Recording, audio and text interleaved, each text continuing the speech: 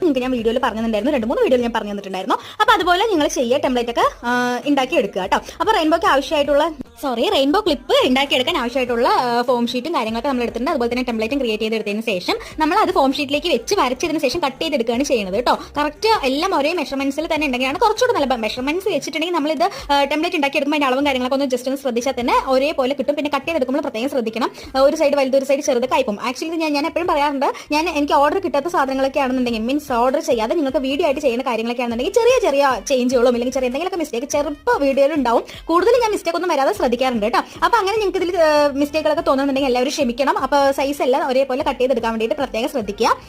അതിനുശേഷം നമുക്കിത് ഒട്ടിച്ചെടുക്കണം. ഒന്നില്ലെങ്കിൽ നിങ്ങൾക്ക് ബ്ലാക്ക് കളർ ഫോം ഷീറ്റിലേക്ക് ഒട്ടിച്ചെടുക്കാം, അല്ലെങ്കിൽ ബ്ലാക്ക് കളർ ഫെൽറ്റ് ഷീറ്റിലേക്ക് ഒട്ടിച്ചെടുക്കാം കേട്ടോ. പക്ഷെ ഞാൻ ഇതിൽ OHB ഷീറ്റിലാണ് ഇത് വെച്ച് ഒട്ടിക്കാൻ പോകുന്നത്. നമ്മുടെ റെയിൻബോ ഇത് വന്നിട്ട് ഒരു പ്ലാസ്റ്റിക്കിന്റെ ഷീറ്റ് പോലെ ഉണ്ട്, അങ്ങനെ മടക്കി അങ്ങനെ ആ ഒരു ഷേപ്പിൽ തന്നെ നിൽക്കുന്ന ഒരു ഷീറ്റ്.